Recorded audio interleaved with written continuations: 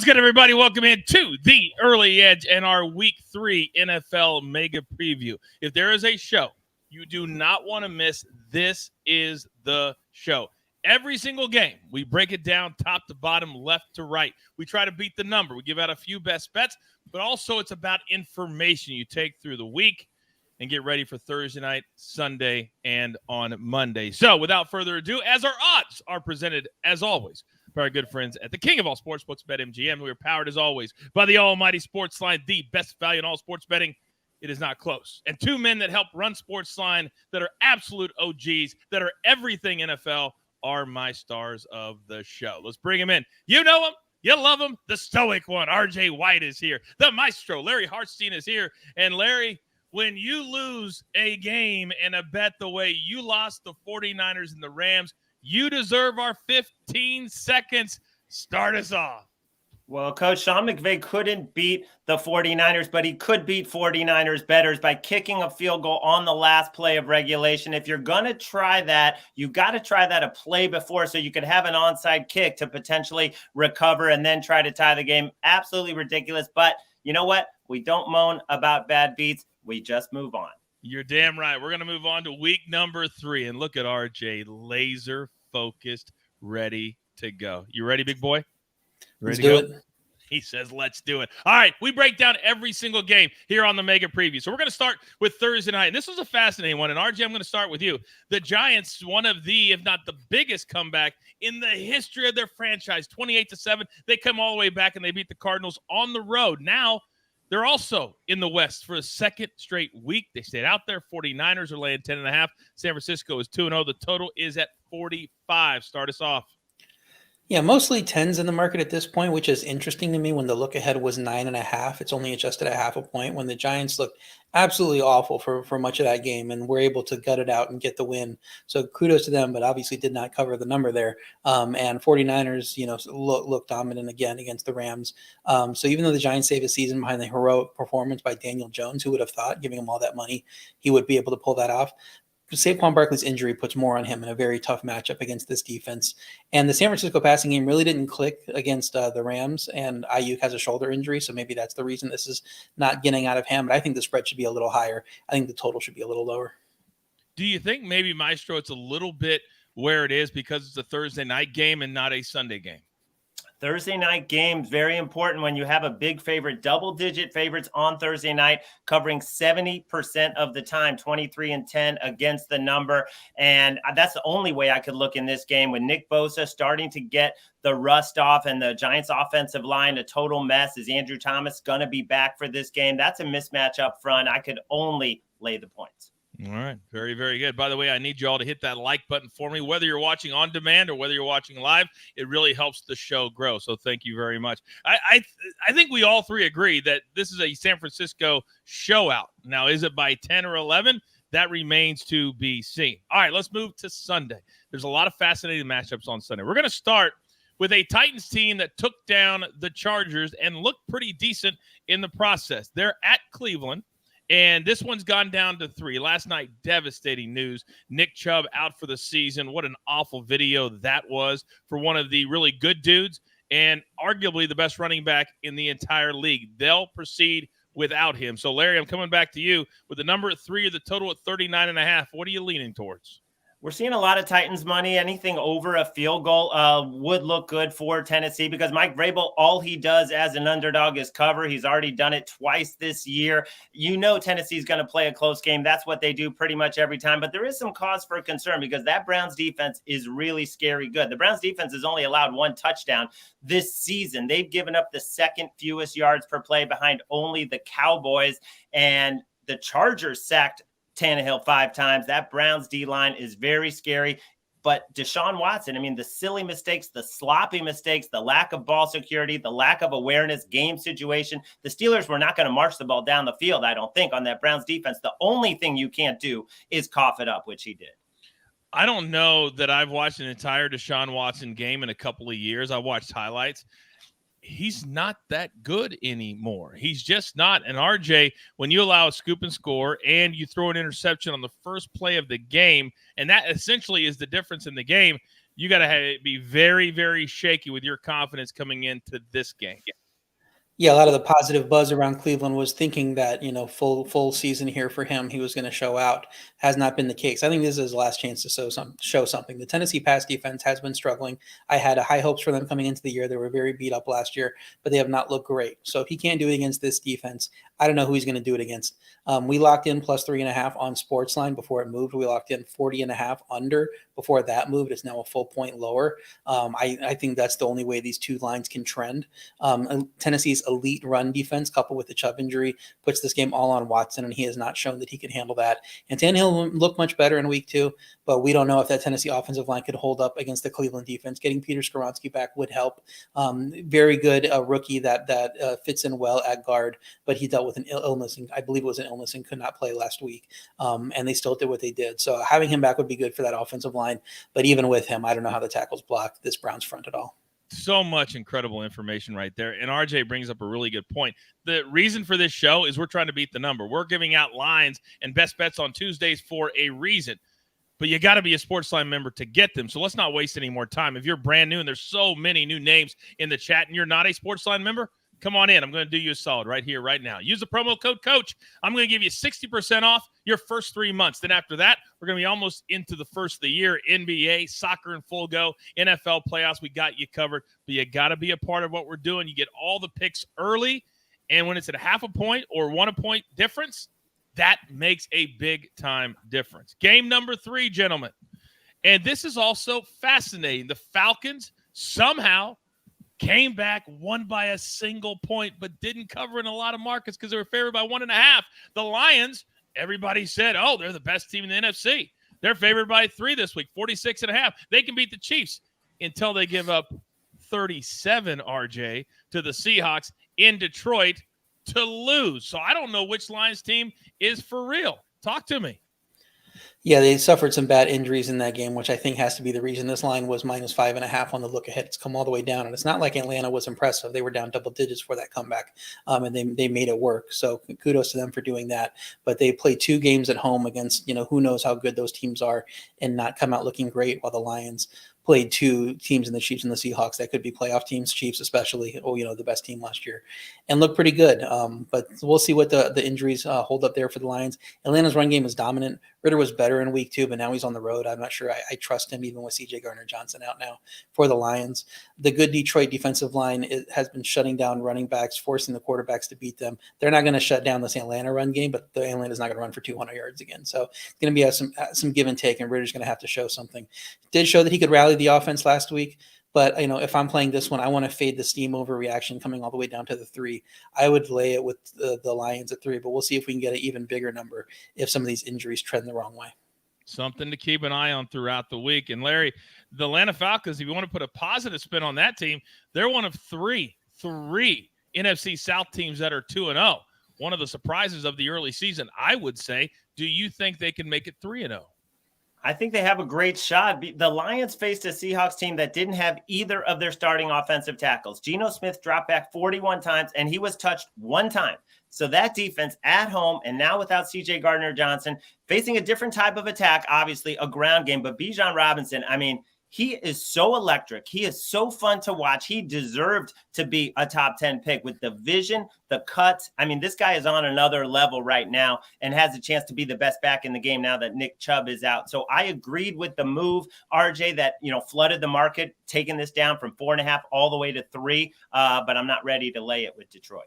I love all the little comments in the chat. RJ's the GOAT. Maestro, I'll tail him anywhere. Thank you all for the positive affirmations today. We need them every now and then. All right, speaking of affirmations, if you are a Saints bettor, Maestro, last night you are furious. You're up 11, and then they decide to let's just throw it out of bounds and take 3 seconds off the clock on every single play. And they score, and they allowed them to get the 2-point conversion to win by 3. Yuck. But they now will travel to Green Bay. And Green Bay had an equally yuck finish as they lose by 1, but they did win in week 1, 38-20 over the Bears. This line is 2. The total is 43.5. What do you like, Maestro? This is a game where I want to be on the Packers if we get some good injury news. Talking about Aaron Jones specifically because A.J. Dillon can do nothing. He's averaging under 3 yards a carry.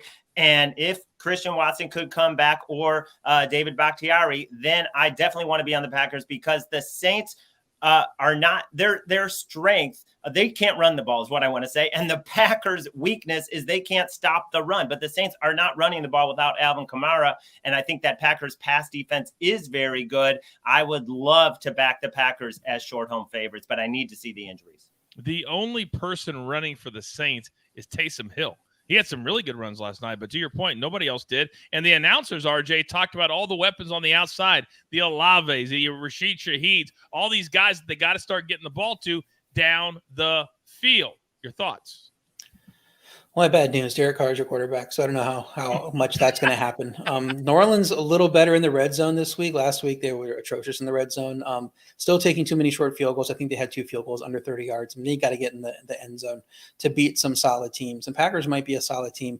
It was a solid day for Green Bay's offense, despite their injuries, missing Aaron Jones, missing Christian Watson, relying heavily on rookies and really underrated players. I'm optimistic they're going to be pretty good once healthy. Left tackle was out in that game too. Elton Jenkins also, I think, was lost in that game. So just dealing with a lot of injuries right now. Once they get healthy, I think they'll be pretty solid. Defense, they're bad against the run, but it was an elite run game they faced. And the Saints run game is not that, with especially now Jamal Williams banged up.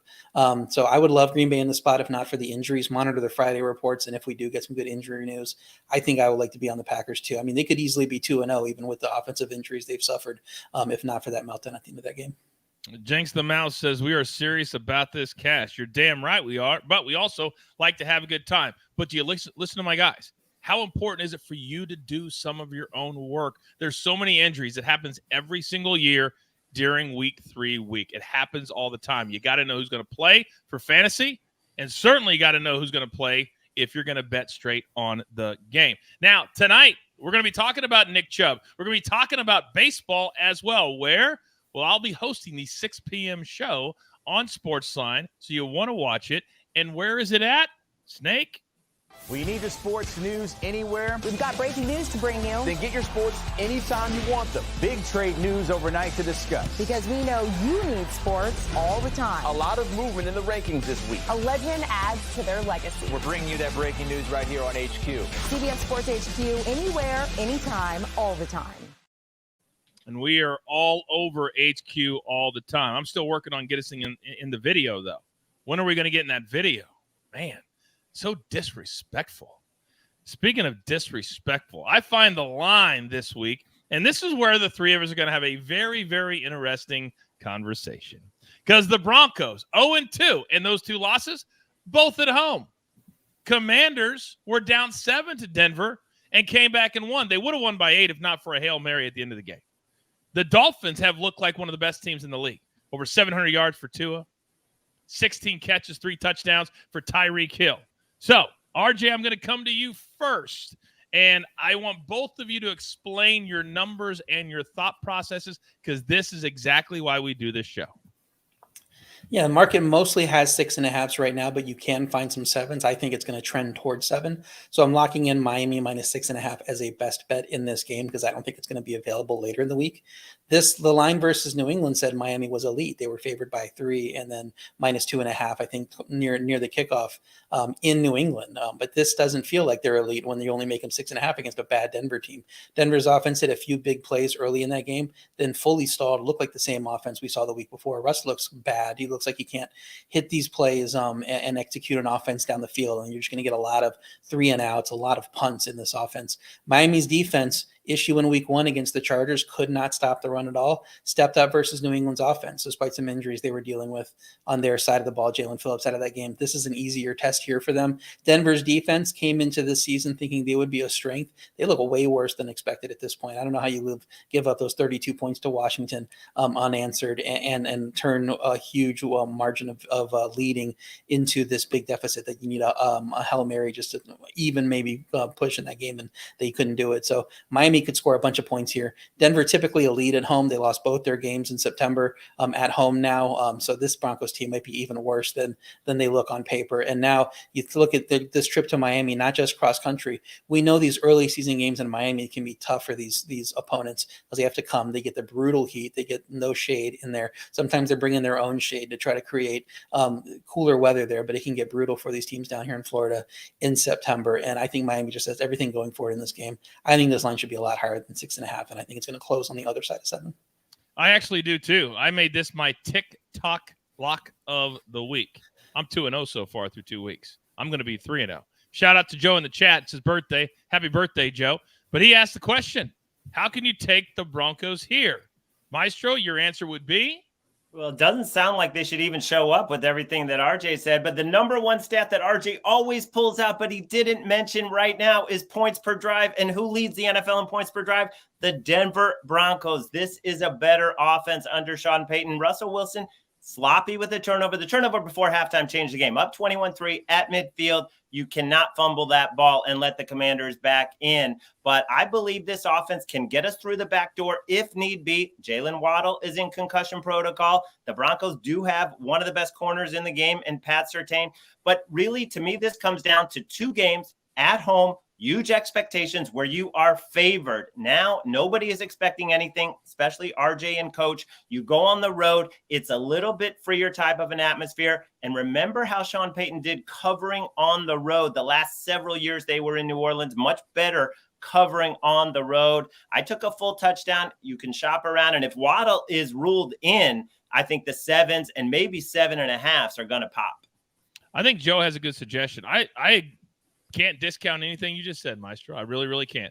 He said it sounds like an over game, and I can see how that could come in. I really, really can. When you're talking about 48, the Dolphins score like that, and if the Broncos can score, because first 2 weeks they've scored. They scored over 30 last week. Maybe the over is the play if you don't feel comfortable, because Taylor said it feels like a trap game. Maybe it does. Maybe it does. I don't know. I like when we all disagree, though, and then see how it all plays out on Sunday. I would challenge you to a showdown, but I don't feel that confident about it either. I just like the Dolphins. All right. I like that discussion right there. All right, let's move on to the next game. And these are 2 teams, gentlemen, that are 0-2. Season is on the brink. And the Chargers have to travel to Minnesota, take on the Vikings. Now, how the Chargers have lost should be noted. They gave up 36 to the Dolphins. They had things that seemed like sign in control in Tennessee. They lose that one late as well. So the close games, they are not finishing. The Vikings, just a turnover machine. Absolute machine. So let me come to you, Maestro, and start. How are you appearing to handicap this particular game? Well, you talked about the turnovers. The Vikings are -6 in turnovers, yet they lost a couple of one-score games. They have extra rest. The Chargers are the defense. Brandon Staley was a defensive coordinator. They are giving up almost 7 yards of play. That is the worst in football. They're the first team, I think, in history to score more than 50 points in the first 2 games, don't have a turnover, and lose both games. So to me, the Vikings at home, extra time, clean it up a little with the turnovers. The big plays should be there all over the field. And the total is 54. These are 2 teams that, with these 2 quarterbacks, RJ, historically have scored a lot of points as well. Your thoughts? Yeah, I think it might have been 51 earlier, and people just hammered it. Minnesota's pass defense can definitely hit big plays with Justin Jefferson, Jordan Addison now, and the Chargers' pass defense abysmal, despite facing Tannehill, giving up those big plays, Treylon Burks, and things like that. So you wonder. Larry talked about the defensive coordinator being the head coach there. His defense has been bad. On paper, the Chargers look like the much better team, but they keep not living up to the team they are on paper, and they always look like less than the sum of their parts. Again, with this latest meltdown, the Chargers offense moves the ball, but they can't figure it out on 3rd down. It's 2 of 14 against Tennessee. That's not going to work. And Minnesota's defense has been getting better. I know that everybody's going to hate their defensive, their upside there, but I think they've actually played a little bit better in these games despite the losses. The game will go to whoever has the ball last, really. So I think probably the way to attack this is to live bet, because you're going to get plus number on someone when somebody starts scoring, and it's just going to be a back and forth game between these 2 teams. Yeah, we talk about it a lot. Really listen to my guys when it comes to live betting. You've got to be watching the game. But when it's a really close game like this, it's a great way to wait, but you got to have the game on. All right, let's go to the AFC East, gentlemen, if you don't mind. Because the Patriots, when they probably saw their schedule to start the season, like, what are you doing to us? Eagles week 1, Dolphins week 2, the Jets, they had the Bills week 1, the Cowboys week 2. So they're both probably saying the exact same thing. Now, the Jets do have a victory, though. They beat the Bills. So, RJ, let me come to you because you have a best bet on this game. Which side are you going with? Yeah, it's 2.5 and a lot around the market, but there are some threes available. I locked in 3 on SportsLine, Jets +3. New England impressed versus Philly, but a different team showed up against the Dolphins. The run game is still lacking, despite the Dolphins looking very bad against the run the week before. And the Jets' defensive front should devour this New England offensive line. Miami's offense gave the Jets blueprint to have success with the run game. We saw Miami run it all over them, despite having Tua Tagovailoa at quarterback. They ran for a ton of yards with Mostert, so this could be a big Brees Hall game after getting bottled up last week in that matchup against the Cowboys. My power ratings have this down as a pick'em, so if you want to play the 2.5, I'm fine with that. But if all you have available is 2.5, maybe you look to tease it, get it up to 8.5, because in such a low total game, 37, I can't see the Patriots winning by that margin. So you probably be best teasing this with a game that's in the +2 area, +1.5 area, or in the -7.5 area, especially if it's a low scoring game for teasing it up, in just like this one is with that 37 total. So I think the other thing to take into account here is the Jets know their season's out the window. The title hopes are gone with Zach Wilson at starter. But New England has this massive win streak coming into this game, and ending that win streak would be their Super Bowl. That'd be they had their Super Bowl in week 1 against the Bills. They gutted out that win. It was amazing. They can have one more of those by ending New England's streak. So I think they're going to show up for this game and win this game. So I would play +2.5, but look for the threes. You should be able to get 3, and at 3, Jets are a best bet. All right, Josh says RJ's incredible, and Josh, he just answered that question for you in real time. Joe asked the question, should the Patriots be favored against any team right now? Interesting. Maestro?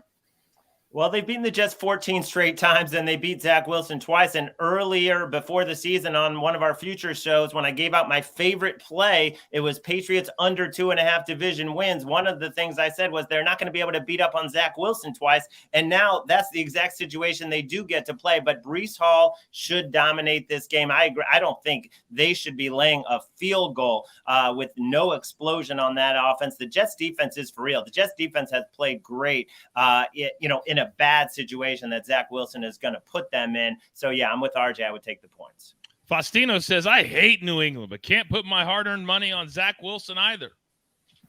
I think there's probably a few fans out there that feel that way, but RJ is a lot smarter than the rest of you. It's not a slight. It's just fact. Just fact.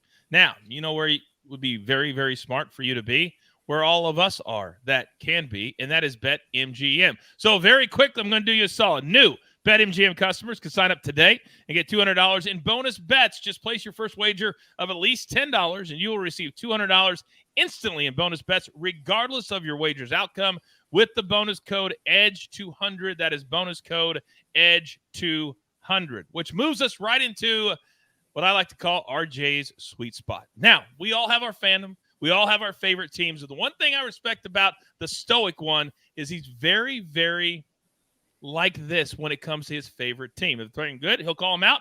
Bad, he'll call them out there too. So, RJ, the Bills are going on the road -6.5. But the Commanders are the team that's 2-0, having won late over Arizona and then winning late over Denver. The total 44.5. Your thoughts? Yeah, I've been pretty optimistic on the Bills this season. I said after that loss in week 1 that they were going to go out and score 30 on the Raiders and win that one easily. And that's why we had Buffalo -8.5 as a best bet. And we did not sweat that at all. My lean here would be to the Bills. I think this number should be 7.5. Not surprising. Buffalo got back on track. But the interesting thing about their offense, if you watch them closely, they look a lot different. Typically, they hit these big plays down the field. And Allen has this huge yards per completion number. 10.8 was his lowest number in his season so far. In that game against Vegas, it was 8.8. They were keeping things short. They were keeping things more high percentage, doing things more the Patrick Mahomes style of churning the ball down the field, drawing out long possessions, giving their defense some rest, and being able to pick up these first downs.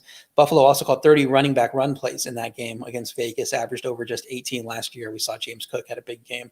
So this Buffalo offense looks like it's evolving a bit, which I think is a good thing. They've been a little bit too predictable in the past. So I think that's going to be a little bit tougher for Washington to defend. Washington, a 2-0 team, needed fourth quarter comebacks against two pretty bad teams, in my opinion. So I think that's why I think this number should be on the other side of 7. If you want to play the -6.5 now, I think that's fine. I'm going to wait for a little bit and see if any Commanders money comes in with that 2-0 record. Very, very interesting. Really smart way to play it, too. And Maestro, as we come over to you, there's never been, ever since they went to 7 teams, only one team gets a bye. All these early season games, sometimes we forget about when we get to November or December, but they matter so much. Just look at last year. You had that unfortunate incident with DeMar Hamlin. That took a game away, and it gave the Chiefs home field advantage. Every game counts. The Bills cannot have another dud. Your thoughts? I don't think the Bills are going to have another dud. I think anything under a touchdown is great value here. Look, the Jets are the Bills' kryptonite. 2 of the Bills' 4 losses in like the last 18 games are to the Jets. Anyone other than the Jets, Josh Allen tends to play well. This offense looked great last week against an inferior opponent. The Commanders, super impressive to be 2-0, but I mean, whenever they needed a stupid, dumb penalty by the Broncos, they got it to keep that comeback alive. So I am not buying into the Commanders despite a great 2-0 start. I would lay it under a touchdown. So the Maestro is not buying into the Fighting Eric Bieniemys anytime soon. Now, it's rare, gentlemen, that a team is favored the following week by more points than what they scored last week. Who am I talking about? Talking about the Jacksonville Jaguars.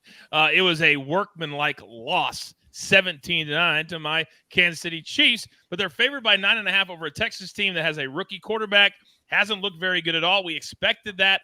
And for most of the games this year, Maestro, it's going to be about what is the spread going to be? How high is it going to go? Is this too high? I don't think it's too high.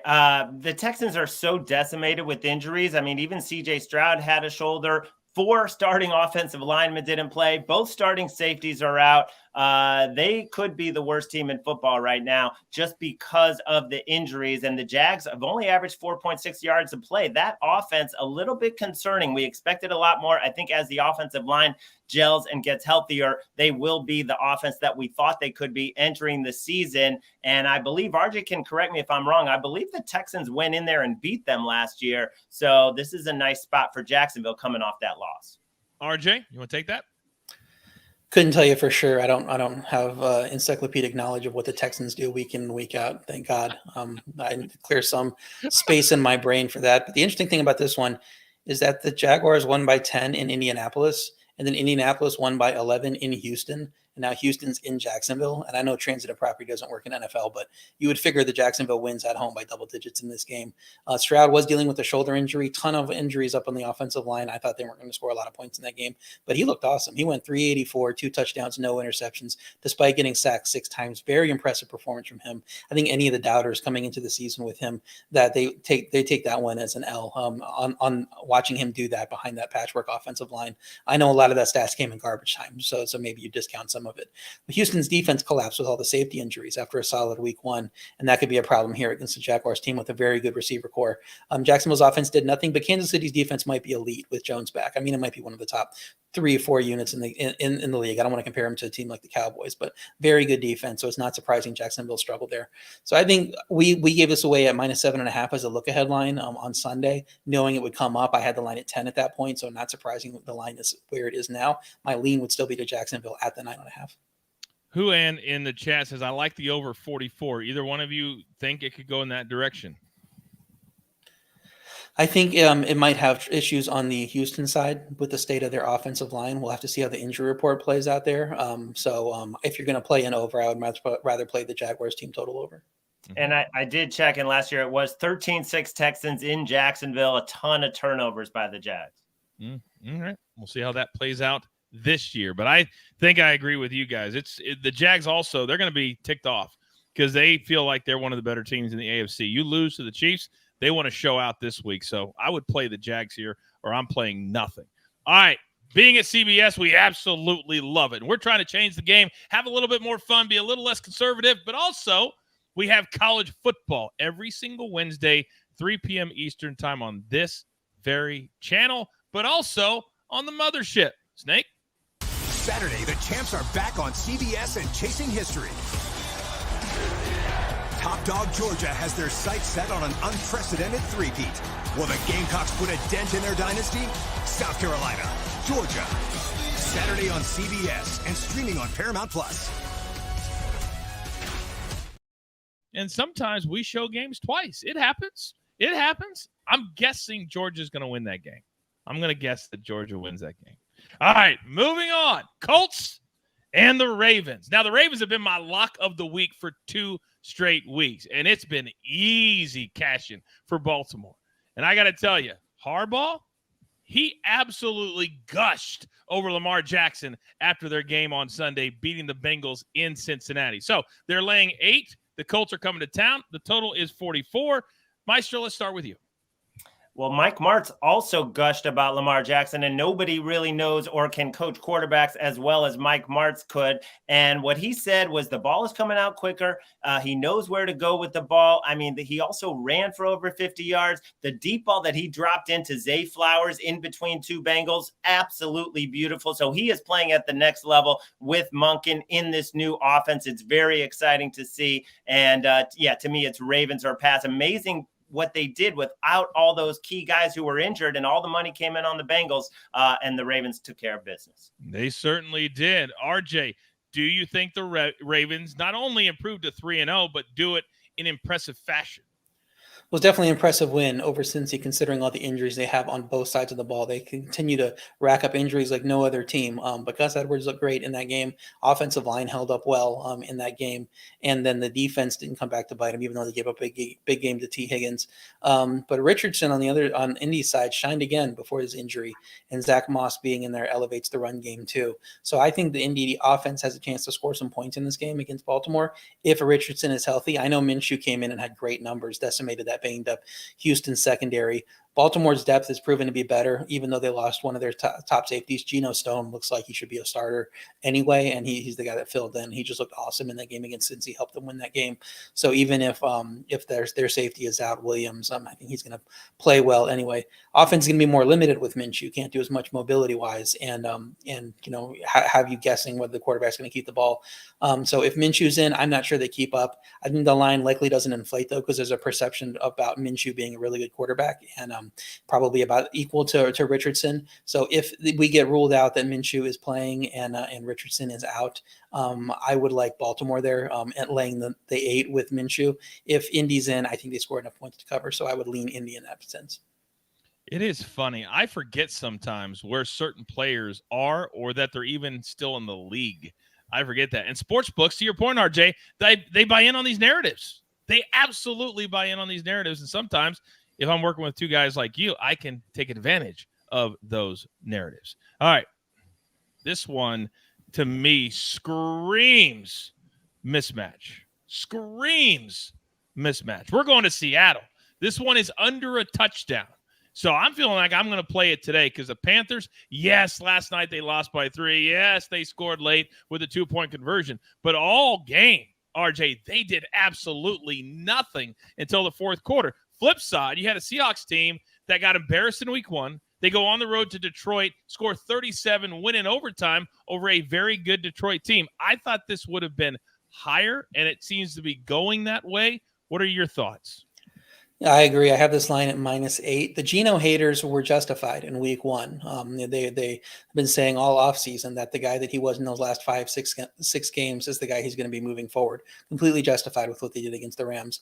But then the Geno defenders like me justified in week 2, came out and just absolutely had one of his best games ever, I believe, considering the injuries up front for that offensive line, getting the ball out quickly and on target to those receivers.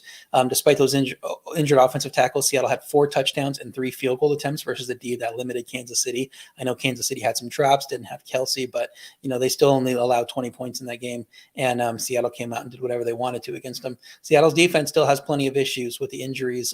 Should finally be an easier matchup for them because we saw the Panthers offense didn't do much. They looked very bad, less than 300 yards in 2 straight games against what are probably average defenses. But you never know what Geno you're going to get. If you get the Geno from week 2, Seattle's easily covering this number. It's going to be a blowout. It's going to be a double-digit win. If you get the Geno from week 1, maybe Panthers can sneak in with a backdoor cover, or it can be a lower scoring game where they cover. So just monitor the Seattle injuries. I wanted to play Seattle early too because I figured this line's going to rise. And like I said, I think it should be 8, but I want to get a better sense of their injury report going into week 3 and see who they're going to get back. Very, very smart. Maestro, I know you like one side of this just like I do. You're up. Yeah, locked it in earlier in the day, -5.5 at -115. This one has been on the move for the last 24 hours. Not only did the Panthers lose J.C. Horn, their top corner in week 1, Brian Burns tweaked his ankle in that game last night. He was ineffective, only had 2 tackles, and said the ankle bothered him, even though he played through it. And then the heart and soul of the Panthers defense, Shaq Lawson, is out. He will not be playing this week either. Led the team 135 tackles last season. They were all devastated after the loss, talking about losing Shaq Lawson. So they are not in good shape on a short week, traveling to Seattle, which we all agreed put together a very impressive performance. And I feel bad for Bryce Young because guys are not getting open. He acquitted himself pretty well last night. There were some drops, but guys are not open. And I think Seattle at home, another road start for him. He did not look good in his first start on the road with 2 picks. I laid the points with Seattle. I'm so glad you brought that up because Garrett Wilson of the Jets kind of stepped up in defense of his quarterback and saying it's not always on the quarterback. Sometimes it's on us to get open. And if we're not open, he can't get us the football. Same thing with Bryce Young, as you just said. So great point by you. All right, let's go to Arrowhead Stadium now. And the Chiefs, they have not looked good in the first 2 weeks. Now, full disclosure, they didn't have Travis Kelce week 1. He came back, scored a touchdown in week 2, but they managed only 17 points. So, Maestro, I'm going to start with you on this one. They're laying 13.5 against the Fighting Justin Fields. The total is 47.5. Do the Chiefs get healthy in this one? Yeah, if the Bears can make Baker Mayfield look that good, Patrick Mahomes should break out of it. This Chiefs offense should break out of it against a terrible Bears defense. But the videos going around about Justin Fields are just so damning and devastating for people that believe that he was going to be a franchise quarterback, maybe even the MVP. And you watch him, not be able to survey the field. He's still got clean pockets and he's running into the line. He's not going through his progressions. They had a nice touchdown drive to start the game. He hit DJ Moore a couple of times. After that, the next 6 drives, 60 yards for the Bears. It's just embarrassing, and I kind of feel bad for the franchise.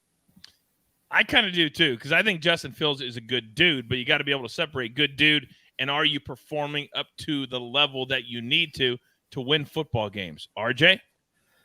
It's not all on him either. You have to factor coaching into it.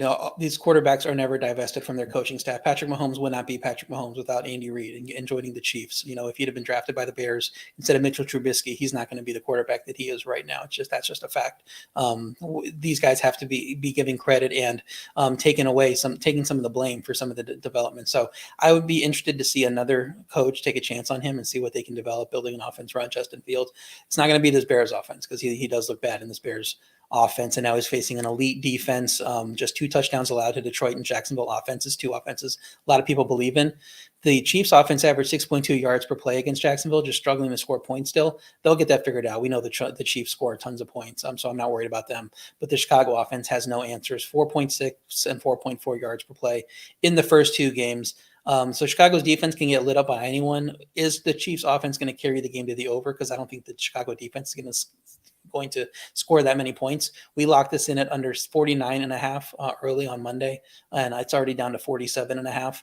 Chiefs are 6-10 against the spread as more than 10-point favorites since 2018, since Mahomes in the league. So you'd figure they'd be a good fade there, but I like the under better. Under is 11.5 in those situations, but 3 of those overs came on the road. When they are at home, it's just an under fest when they are favored by 10 points, which is why this line is coming down. So even at 47.5, I lean that way, but the time to get it was when it was 49.5 yesterday.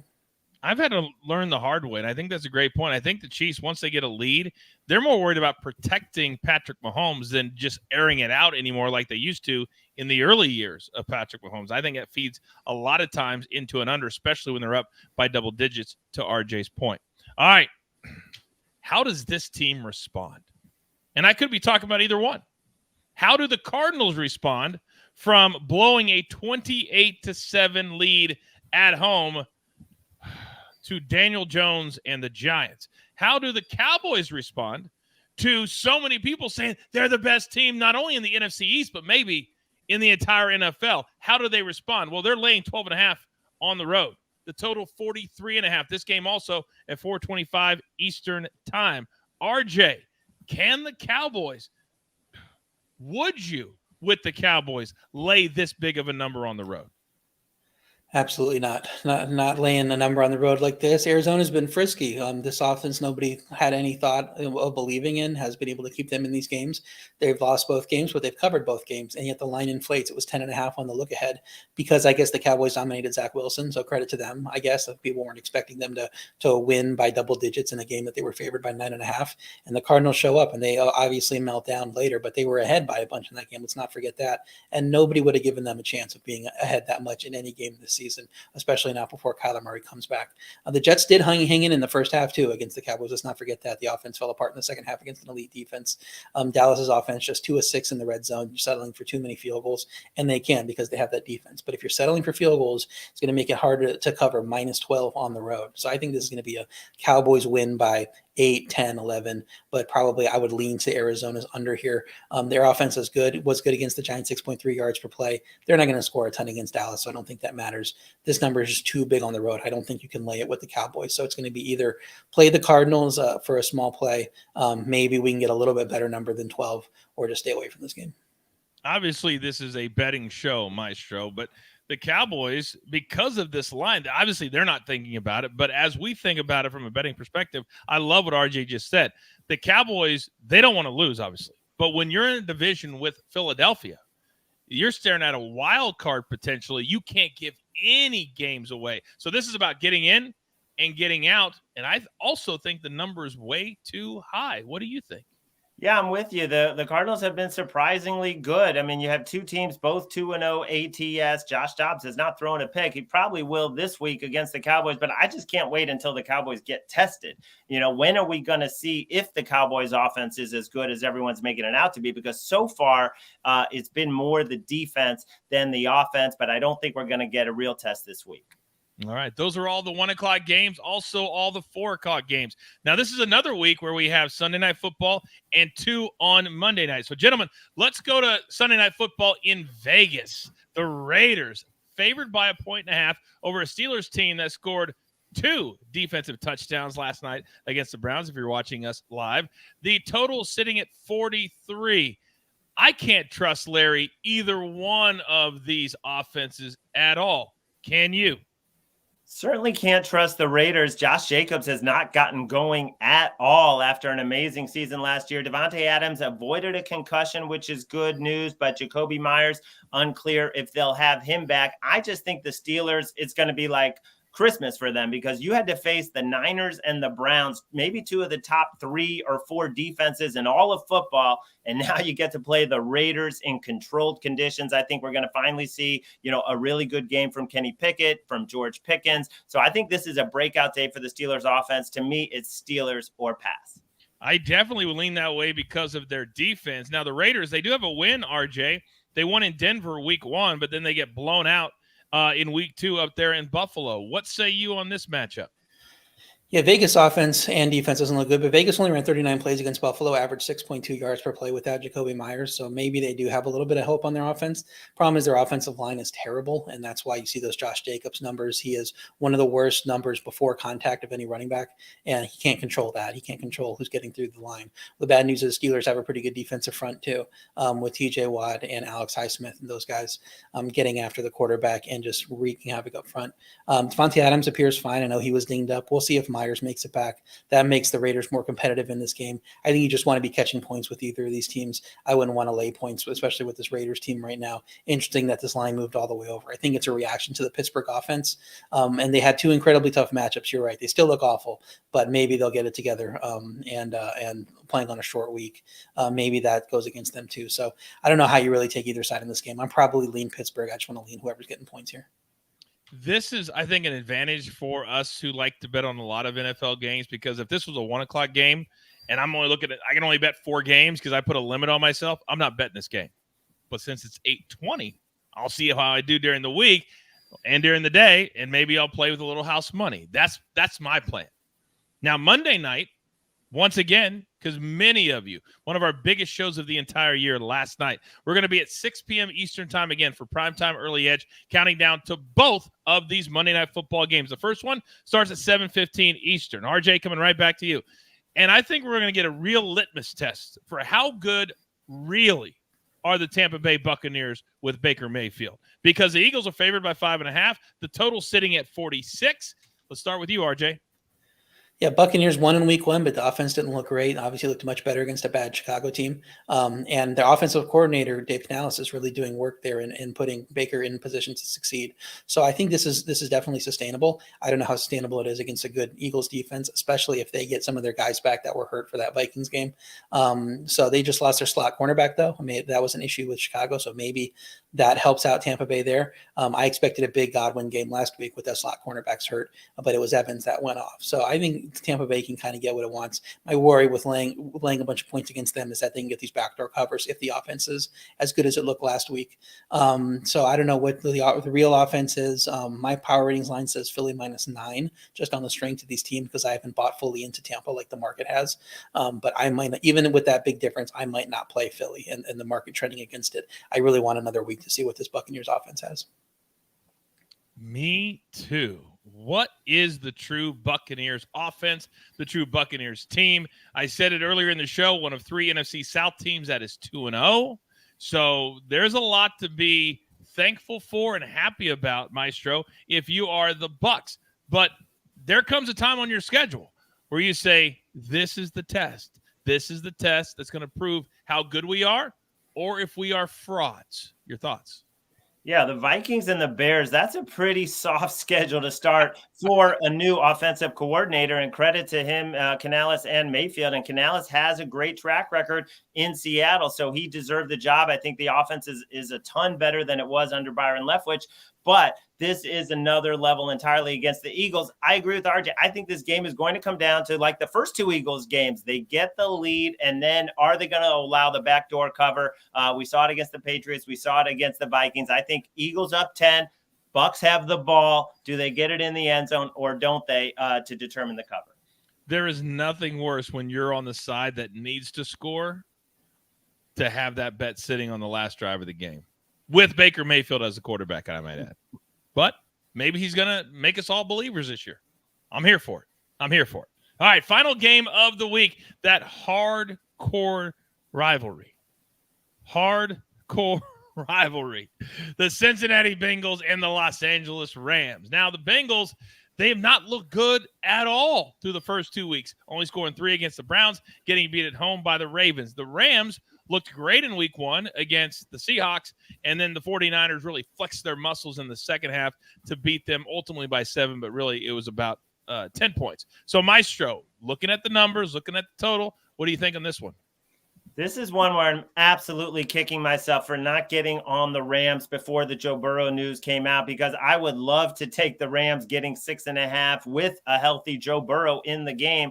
Now it's down to 1.5. I think it moves a little more if he is ruled out, and maybe it's a pick'em game. But the Rams, I mean, Sean McVay seems rejuvenated by Puka Nacua and Atwell and Stafford. They're playing amazing offensively. They had a great chance to beat the Niners. A drop by Kyron Williams turns into an interception, or else maybe they pull that upset. And both weeks, RJ, the money has come in on the Rams. Last week, they took the 49ers spread from 8.5, all the way down to 7. And in week 1, the money came in on the Rams at Seattle. And both times the money was right. So this is a case where I'm actually hoping Joe Burrow is active so I can play the Rams and get nearly a touchdown.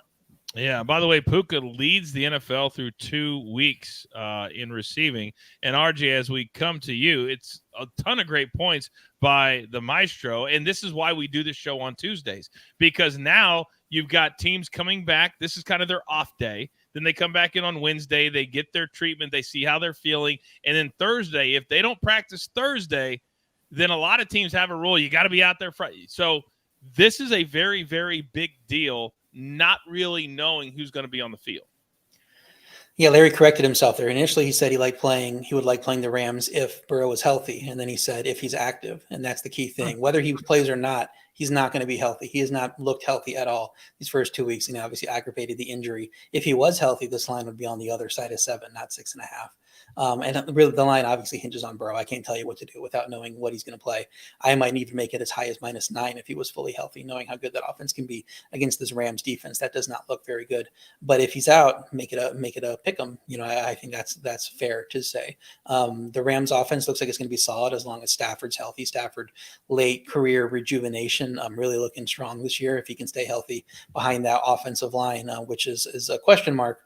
I think he's going to have a good season. But the Rams defense couldn't stop San Francisco after their great second half against Seattle, where Seattle melted down with their injuries. Jake Browning hasn't done anything in this league. I think his 5th year in the league, thrown 1 pass. That was in week 1. But he would have a great cast around and would succeed. He wouldn't have to do it all, especially against this defense, as long as they can block Aaron Donald. Since he had 2 tough matchups to start the year, I kind of like him if Burrow's out and they get ruled to dogs, and the Rams are going to be favored in that sense. Kind of want to catch points with the Bengals with their season on the line here. All right. Incredible stuff. I defy you to find another show that has 50 minutes of that content right there. Very quickly, grab your paper, grab your pencil. Here is the best bets we have so far, and I want my guys to take me through it. 10 seconds on each one. Maestro, go. The Seahawks in a great spot against a totally decimated Panthers defense. They look great in Detroit. I think they followed that up and take care of Bryce Young at home. And then the Broncos getting a full touchdown. It is hard to back Russell Wilson, but they lead the NFL in points per drive, and they can get through the back door. RJ. Like the Jets at +3. New England should not be favored by 3 on the road against a good defense like this. And this is the Jets Super Bowl because they're not going to win the real Super Bowl. So they want to end that losing streak to New England here. Dolphins -6.5 is the prevalent market, the number in the market now. I think that's going up. So I want to lay the 6.5 now.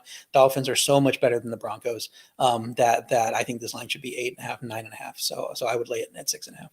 All right, and all of you at home that tune in every single week, I like to end every one of our specialty shows asking my guys, my crew, my experts, what's the number one most important thing they're looking forward to this week in the NFL for this week, or you can use it into the future because #knowledge is power.